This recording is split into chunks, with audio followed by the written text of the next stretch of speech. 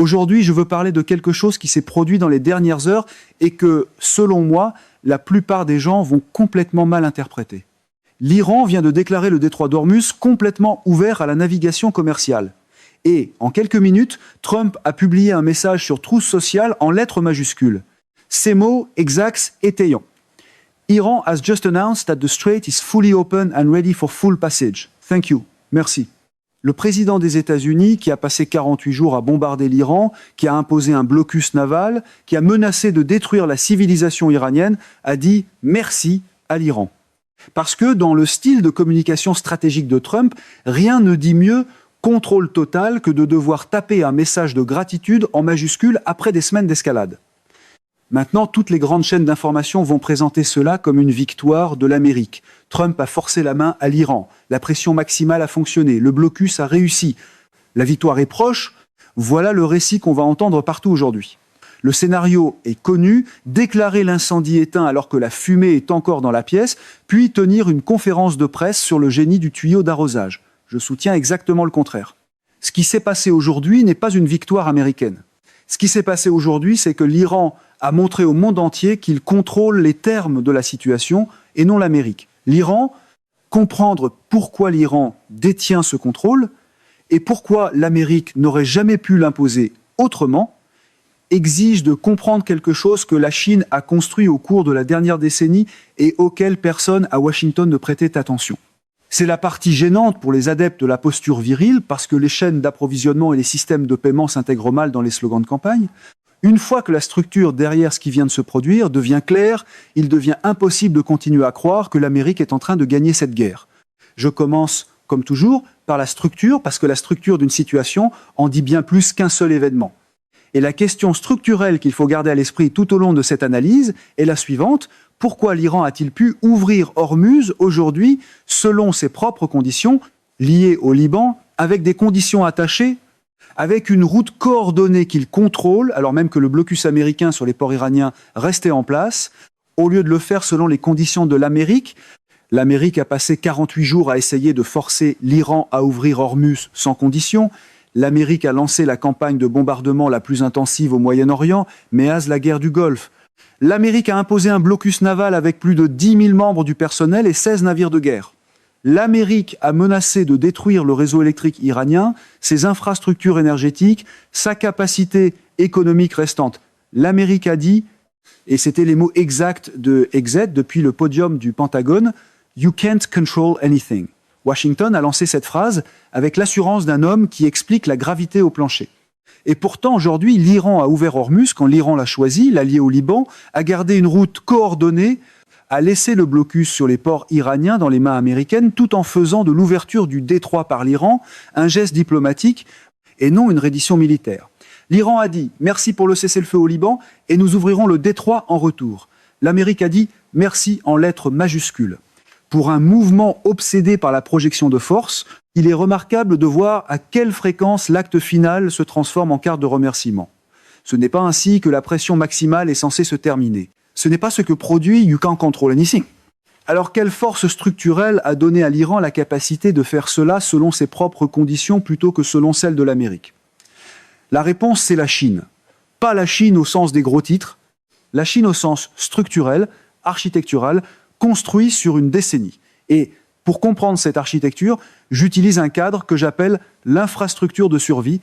C'est généralement le moment où la machine à slogan perd de l'intérêt parce qu'une infrastructure est plus difficile à scander que nous sommes en train de gagner. L'infrastructure de survie, c'est l'ensemble des systèmes qu'un pays construit avant une crise et qui lui permet d'absorber les coûts pendant la crise sans s'effondrer. Ce n'est pas du matériel militaire, c'est une architecture économique. C'est la plomberie financière qui maintient un pays en vie lorsque ses ennemis cherchent à l'affamer. Et la Chine a passé une décennie à construire l'infrastructure de survie de l'Iran précisément parce qu'elle avait compris, bien avant le début de cette guerre, que cette crise exacte allait arriver. Voici à quoi ressemble cette infrastructure dans la pratique. D'abord, le système de paiement du pétrole. La Chine achète du pétrole iranien en yuan chinois et non en dollars depuis les premières années des sanctions américaines. Cela contourne entièrement le réseau financier SWIFT. SWIFT est le système qui relie les banques mondiales et permet les paiements internationaux en dollars. Les sanctions américaines fonctionnent en coupant des pays de SWIFT. Si vous ne pouvez pas recevoir $2, vous ne pouvez pas payer vos importations, vous ne pouvez pas payer votre armée, vous ne pouvez pas fonctionner comme une économie moderne. L'Iran aurait dû être coupé du commerce mondial depuis des années, il ne l'a pas été parce que la Chine a construit un système parallèle qui n'utilise pas le dollar, un système où les yuan passent directement des raffineries chinoises vers les comptes iraniens par l'entremise de banques chinoises de second rang qui n'ont aucune exposition aux mécanismes d'application financière américains. L'Amérique a conçu des sanctions pour couper l'Iran du système du dollar. La Chine a construit un système en yuan et l'a remis à l'Iran. Il s'avère que l'économie mondiale est moins impressionnée par les grandes déclarations au podium que par celui qui a vraiment construit une voie de contournement. Deuxièmement, la flotte fantôme. La Chine exploite depuis des années ce que les analystes appellent la Shadow Fleet ou Dark Fleet. Ce sont des pétroliers qui désactivent physiquement leur système d'identification automatique, les transpondeurs GPS qui indiquent au service de suivi par satellite où ils se trouvent, ils naviguent de façon invisible. Ils effectuent des transferts de navire à navire dans les eaux internationales, loin des ports, transférant du brut iranien sur des navires ayant d'autres pavillons et d'autres structures de propriété avant que ces navires ne se dirigent vers les raffineries chinoises. Les registres douaniers chinois montrent 0 importation en provenance d'Iran depuis 2022.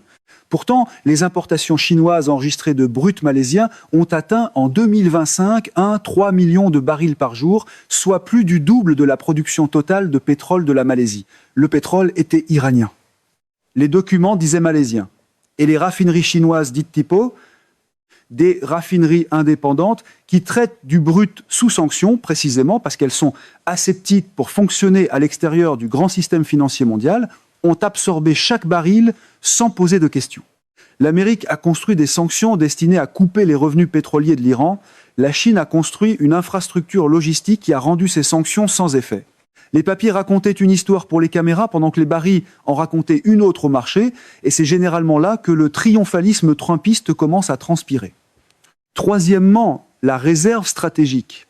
La Chine est entrée dans cette guerre avec environ 1-2 milliards de barils de pétrole brut en stockage stratégique, accumulé sur 2 ans grâce à l'achat de pétrole iranien et russe sous sanction, à des prix fortement réduits. Quand le détroit d'Ormuz a été fermé et que le Brent a dépassé les $120 le baril, la Chine n'a pas paniqué. Ses marchés sont restés stables, ses raffineries ont continué de tourner, ses usines ont continué de produire. Le chef de l'Agence internationale de l'énergie, l'AIE, s'est présenté devant les caméras en disant que l'Europe n'avait plus que 6 semaines de carburant aviation. La Chine disposait de 4 mois de couverture d'approvisionnement entreposés dans ses réserves. L'Amérique a calculé que la fermeture d'Ormuz créerait une douleur économique qui forcerait l'Iran à négocier. La Chine avait déjà neutralisé ce calcul en stockant l'approvisionnement avant même le début de la crise.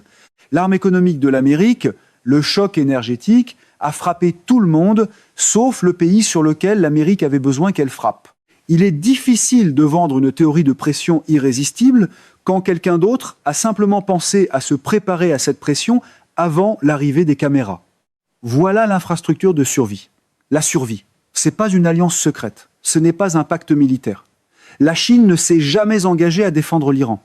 La Chine n'a jamais promis de combattre l'Amérique. La Chine a simplement construit, pendant une décennie, une architecture économique autour de l'Iran qui a rendu l'Iran résistant au type précis de pression que l'Amérique comptait appliquer. Et quand l'Amérique a appliqué cette pression, 48 jours de bombardement, un blocus naval, des sanctions financières, une pression maximale sur tous les fronts, l'Iran a survécu. Pas confortablement, pas sans dommages. La Banque centrale a averti qu'il pourrait falloir 12 ans pour reconstruire. Mais l'Iran a survécu assez solidement pour choisir quand ouvrir Ormuz et selon quelles conditions. Et ce choix, cet acte unique d'autonomie stratégique, est précisément ce que l'infrastructure de survie a produit. Le slogan promettait une soumission instantanée.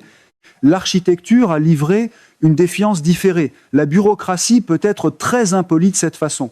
Il est important d'être précis ici parce qu'il est essentiel de comprendre exactement ce qu'est le rôle de la Chine et ce qu'il n'est pas. La Chine n'est pas l'allié militaire de l'Iran. La Chine n'a pas tiré un seul coup de feu dans ce conflit. La Chine n'a pas envoyé de soldats ni de navires de guerre pour défendre l'Iran. La Chine n'a même pas défié ouvertement le blocus américain. Quand le Rich Starry, un pétrolier appartenant à des intérêts chinois, a tenté de passer par le détroit sous pavillon malawite avec un transpondeur falsifié, il a fini par rebrousser chemin après des avertissements américains. La Chine a pris soin pendant toute cette guerre de rester sous le seuil d'une confrontation militaire directe avec les États-Unis. Ce qu'est la Chine est ce qu'elle est depuis bien avant cette guerre, c'est l'assureur économique de l'Iran, le pays qui s'est assuré que, peu importe l'intensité de la pression économique américaine, l'Iran conserverait assez d'oxygène pour continuer. Le pays qui a acheté le pétrole que l'Amérique tentait d'embargoer, le pays qui a opposé son veto à la résolution du Conseil de sécurité de l'Organisation des Nations Unies qui aurait autorisé une force internationale à ouvrir le détroit. Le pays qui a qualifié le blocus américain de dangereux et d'irresponsable dans son langage diplomatique le plus ferme. Le pays qui a envoyé Wang Yi appeler Araghchi pour lui dire que la Chine était prête à soutenir une résolution et qui a ainsi ouvert la porte au geste d'aujourd'hui de l'Iran comme geste de bonne volonté diplomatique plutôt que comme capitulation militaire. La Chine n'a pas gagné cette guerre pour l'Iran. La Chine a rendu possible la survie de l'Iran pendant assez longtemps pour que cette guerre se termine selon des conditions acceptables pour l'Iran. C'est quelque chose de complètement différent et c'est une forme de pouvoir bien plus sophistiquée et bien plus durable que tout ce qui vient de la force militaire. Le levier discret fait rarement autant de bruit qu'une formule de rassemblement trumpiste, mais il vieillit généralement mieux. Une comparaison historique aide à éclairer la dimension chinoise d'une manière que la couverture médiatique manque complètement. La Grande-Bretagne et les États-Unis, pendant la Deuxième Guerre mondiale, offrent un premier exemple. Avant que l'Amérique n'entre officiellement dans la guerre en décembre 1941, elle fournissait à la Grande-Bretagne ce que le président Roosevelt appelait le pré-bail, des armes, de la nourriture, des navires, des matières premières, tout ce dont la Grande-Bretagne avait besoin pour survivre à l'assaut allemand. L'Amérique ne combattait pas l'Allemagne. L'Amérique n'était pas en guerre, mais elle fournissait l'architecture économique et matérielle qui permettait à la Grande-Bretagne de tenir assez longtemps pour que la situation stratégique change. Sans le pré-bail, la Grande-Bretagne ne survit pas à 1941. Sans cette survie en 1941, il n'y a pas de jour J en 1944. Sans le jour J, la guerre se termine autrement. L'architecture économique discrète d'un seul pays a changé toute la trajectoire du conflit. La Chine fait quelque chose de structurellement semblable pour l'Iran et, à certains égards, de plus sophistiqué encore. La Grande-Bretagne recevait ouvertement le soutien américain. Tout le monde connaissait le pré-bail. C'était une politique publique débattue au Congrès, couverte par les journaux. Le soutien de la Chine à l'Iran a été presque entièrement invisible. Les paiements en yuan, la flotte fantôme, la réserve stratégique, le veto à l'Organisation des Nations Unies, rien de tout cela ne s'est présenté comme une alliance chinoise avec l'Iran. Tout cela fonctionne simplement, silencieusement, constamment, de façon très difficile à contrer directement pour l'Amérique, sans déclencher un conflit beaucoup plus vaste. Les systèmes invisibles sont peu pratiques pour le théâtre politique parce qu'ils n'applaudissent pas au signal. Il existe une deuxième comparaison historique encore plus éclairante. En 1956, la Grande-Bretagne et la France ont lancé une opération militaire pour s'emparer du canal de Suez après sa nationalisation par le président égyptien Nasser. L'opération a été un succès militaire. Les forces britanniques et françaises gagnaient sur le terrain, puis les États-Unis ont ordonné à la Grande-Bretagne d'arrêter. Pas par la force militaire, mais par la pression économique. L'Amérique a menacé de refuser de soutenir la livre sterling si la Grande-Bretagne ne se retirait pas. Les réserves de change britanniques étaient presque épuisées.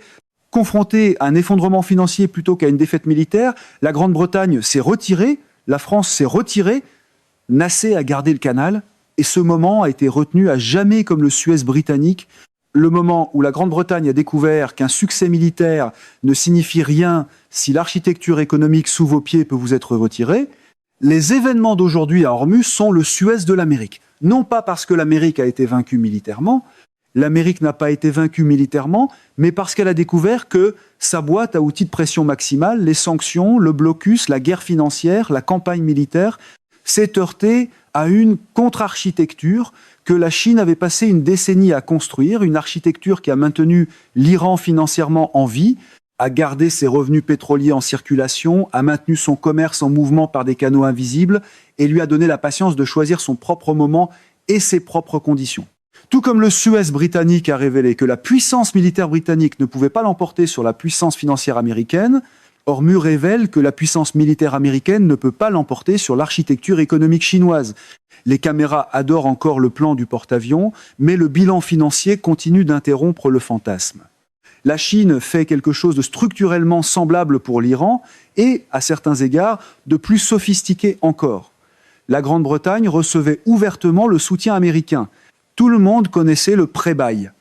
C'était une politique publique. Le soutien de la Chine à l'Iran a été presque entièrement invisible. Les paiements en yuan, la flotte fantôme, la réserve stratégique, le veto à l'Organisation des Nations Unies, rien de tout cela ne s'est présenté comme une alliance chinoise avec l'Iran. Tout cela fonctionne simplement, silencieusement, constamment, de façon très difficile à contrer directement pour l'Amérique, sans déclencher un conflit beaucoup plus vaste. Et voici le parallèle crucial. Tout comme le pré-bail américain ne signifiait pas que la Grande-Bretagne allait gagner la guerre parce qu'elle avait besoin pour cela de l'entrée complète de la force militaire américaine, l'infrastructure de survie chinoise pour l'Iran ne signifie pas que l'Iran va gagner cette guerre au sens traditionnel. L'Iran a subi d'énormes dommages. Son économie est dévastée. Son infrastructure militaire a été dégradée. Il a perdu son guide suprême et des dizaines de hauts commandants. Ce que signifie l'infrastructure de survie, c'est que l'Iran a survécu assez longtemps et avec assez de force pour s'asseoir à la table des négociations et choisir qu'en faire des concessions et à quelles conditions. Voilà le résultat aujourd'hui. L'Iran a choisi d'ouvrir Hormuz, l'Iran l'a lié au Liban, l'Iran en a fait un geste plutôt qu'une reddition, l'Iran a conservé la route coordonnée. L'Amérique a publié « Thank you » en lettres majuscules. Ce n'est pas à cela que ressemble une victoire après 48 jours de bombardement. Voilà ce que produit l'infrastructure de survie. Dans le récit aligné sur Trump, la définition de la victoire s'élargit souvent juste assez pour couvrir ce qui vient de se produire. La question analytique la plus importante qui découle des événements d'aujourd'hui est celle que personne, dans les commentaires dominants, ne pose. Si l'infrastructure de survie de la Chine est ce qui a donné à l'Iran la capacité d'ouvrir Hormuz selon ses propres conditions aujourd'hui, qu'est-ce que cela signifie pour chaque future tentative américaine d'utiliser la pression économique contre n'importe quel pays ayant une relation profonde avec la Chine? Cette question est difficile pour une habitude de propagande qui préfère les méchants à la télévision au système dans les feuilles de calcul. Il faut être très direct là-dessus. Ce qui vient de se produire dans le détroit d'Hormuz n'est pas seulement une histoire iranienne. C'est une démonstration en direct, en temps réel, observée par tous les gouvernements du monde, que la boîte à outils américaine des sanctions et du blocus a une vulnérabilité structurelle. Cette vulnérabilité, c'est la Chine.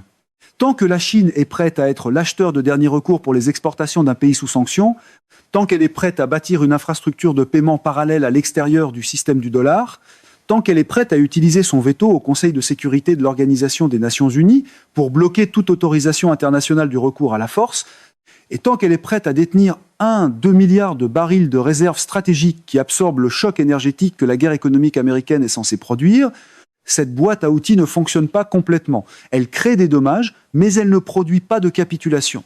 La pression maximale sonne magnifiquement au micro, les marchés, eux, sont moins sentimentaux. La Corée du Nord a survécu aux sanctions américaines pendant 3 décennies. Le Venezuela a survécu aux sanctions américaines pendant des années. La Russie a absorbé le régime de sanctions le plus complet de l'histoire moderne et continue de mener une grande guerre en Ukraine. L'Iran a survécu à 48 jours de bombardement et à un blocus naval, puis a ouvert le détroit selon ses propres conditions. Le fil conducteur dans chaque cas où la guerre économique américaine n'a pas produit de résultat voulu, c'est la Chine. L'architecture économique de la Chine, ses systèmes de paiement alternatifs, sa volonté de commercer en dehors du dollar, ses réserves stratégiques, son refus de se joindre aux sanctions américaines, voilà la raison structurelle pour laquelle la pression maximale américaine produit des dommages, mais pas de résultats décisifs. C'est pas un accident, c'est une stratégie. La Chine construit depuis des décennies l'architecture de résistance aux sanctions américaines, non pas comme une confrontation militaire avec les États-Unis, mais comme une alternative économique au système financier mondial dominé par l'Amérique. Et les événements d'aujourd'hui dans le détroit d'Hormuz sont la démonstration la plus claire à l'époque moderne de ce que cette architecture peut produire. C'est ici que le scénario habituel de l'homme fort se heurte au scandale ennuyeux de la préparation. Ce qui vient ensuite, à mon avis, est la prochaine partie essentielle de l'histoire, parce que l'ouverture d'Hormuz n'est pas la fin de l'histoire. C'est le début d'une nouvelle phase. L'Amérique maintient toujours son blocus sur les ports iraniens. L'entente n'est pas conclue. L'Iran possède toujours de l'uranium enrichi. La question nucléaire n'est pas réglée. Le cessez-le-feu expire dans 4 jours. Et pourtant, l'Iran a déjà posé le geste que l'Amérique a passé 48 jours à essayer de lui arracher. L'Iran a ouvert le détroit. L'Iran l'a lié au Liban. L'Iran a fixé les conditions. À partir de cette position, l'Iran négocie, non pas en position de faiblesse, mais en position d'un pays qui a démontré qu'il pouvait tenir pendant 48 jours le point d'étranglement énergétique le plus important du monde, survivre à la campagne militaire américaine la plus intense depuis la guerre du Golfe, puis ouvrir quand même le détroit au moment qu'il choisissait plutôt qu'au moment exigé par l'Amérique. C'est une position de négociation extraordinaire pour un pays qui a été bombardé pendant 7 semaines. L'art de la négociation paraît un peu moins mystique quand c'est l'autre camp qui choisit l'horloge, la route et le cadrage. Que fait la Chine dans cette prochaine phase? La Chine fait ce qu'elle a fait depuis le début. Elle continue d'appeler à un cessez-le-feu global, elle continue d'avertir contre l'escalade, elle continue d'acheter du pétrole iranien. Elle continue de fournir l'oxygène économique qui donne à l'Iran la capacité de négocier plutôt que de se rendre. Et lorsque l'entente finira par être conclue, quelle qu'en soit la forme, la Chine en sortira avec quelque chose de plus précieux que n'importe quelle victoire militaire. La Chine en sortira avec une position structurelle permanente comme pays vers lequel le reste du monde se tourne lorsqu'il a besoin de protection contre la pression économique américaine. Le Premier ministre espagnol l'a dit ouvertement. Il n'y a personne d'autre qui puisse résoudre cette situation, sauf la Chine. Ce n'est pas un commentaire d'actualité. C'est un verdict structurel sur la nouvelle architecture du pouvoir mondial. Avec tous les discours sur le retour à la grandeur, c'est embarrassant quand d'autres capitales commencent à traiter Pékin comme l'adulte dans la pièce. Tout cela se rassemble autour d'un point central, parce que l'affirmation du départ était que ce qui s'est produit aujourd'hui est mal interprété. Et la bonne lecture est claire. L'Amérique n'a pas forcé l'Iran à ouvrir le détroit d'Ormuz. L'Iran l'a ouvert quand l'Iran l'a décidé, lié à une condition choisie par l'Iran, le cessez-le-feu au Liban, sur une route contrôlée par l'Iran, alors même qu'un blocus américain restait en place sur les ports iraniens. Trump a dit « thank you ». Les actions ont monté, le pétrole a baissé, et tout le monde a appelé cela une victoire. La bonne lecture est la suivante. L'Iran a pu faire ce choix, a pu choisir le moment, les conditions, le cadrage, parce que la Chine a passé une décennie à construire l'infrastructure économique qui a maintenu l'Iran en vie sous la pression américaine la plus intense qu'il ait jamais subie. Les systèmes de paiement en yuan de la Chine, la logistique de la flotte fantôme chinoise, les réserves stratégiques de pétrole de la Chine, le veto chinois au Conseil de sécurité de l'Organisation des Nations Unies, voilà les raisons structurelles pour lesquelles l'Amérique n'a pas pu simplement forcer la main de l'Iran par la seule puissance militaire. L'Amérique a déployé la force maximale. La Chine avait déjà construit la résilience maximale. L'image de marque promettait la domination. Le résultat ressemblait étrangement à une négociation après l'échec de l'endurance à briser la cible. Et voici la leçon plus profonde. Le détroit d'Ormuz mesure 33 km à son point le plus étroit. L'Amérique a déployé 16 navires de guerre et 10 000 membres du personnel pour le contrôler. Et elle a quand même dû dire « thank you » quand l'Iran a décidé de l'ouvrir. Cet écart entre la puissance militaire américaine déployée et son résultat stratégique réel est l'œuvre de la Chine. Non pas par une seule action spectaculaire, non pas par une déclaration de guerre, mais par une décennie d'architecture économique silencieuse, patiente et invisible que l'Amérique n'a soit pas vue, soit pas prise au sérieux. Chaque empire finit par affronter le moment où il découvre que les règles du jeu ont changé pendant qu'il ne regardait pas. Rome l'a découvert dans les guerres contre les Parthes. La Grande-Bretagne l'a découvert à Suez en 1956. L'Amérique le découvre aujourd'hui dans le détroit d'Ormuz. Et, comme d'habitude, les plus bruyants dans la pièce sont les derniers à remarquer que la pièce a été réaménagée. L'Iran n'a pas vaincu l'Amérique, la Chine n'a pas vaincu l'Amérique. Ce qui s'est produit est plus précis et plus permanent qu'une défaite. L'architecture du pouvoir économique mondial américain, la boîte à outils des sanctions, le système du dollar, la capacité d'utiliser des blocus pour forcer des résultats politiques, a rencontré la contre-architecture que la Chine a passé une décennie à bâtir. Et la contre-architecture a fonctionné. L'Iran a ouvert Ormuz quand l'Iran l'a choisi.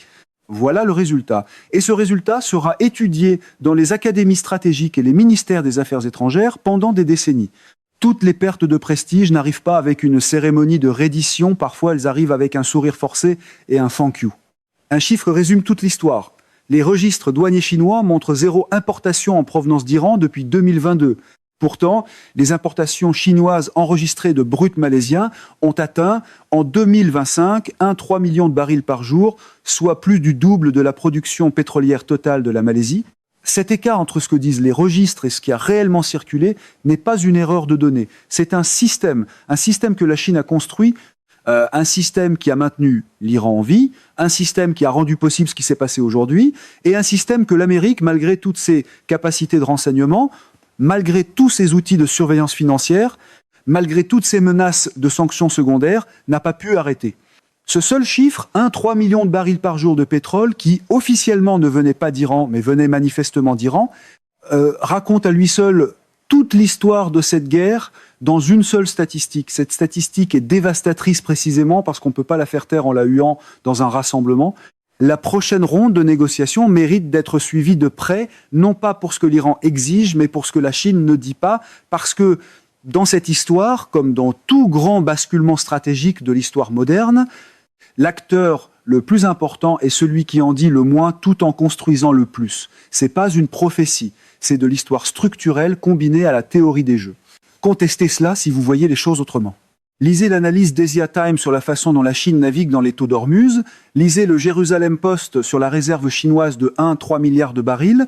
Lisez ce que Wang Yi a dit à Arakchi avant que l'Iran n'ouvre le détroit. Puis posez-vous la question que les commentaires dominants ne posent pas. Si la Chine a construit l'infrastructure qui a rendu possible ce qui s'est passé aujourd'hui, qu'a-t-elle déjà construit d'autre pour la prochaine crise que l'Amérique n'a pas encore identifiée ?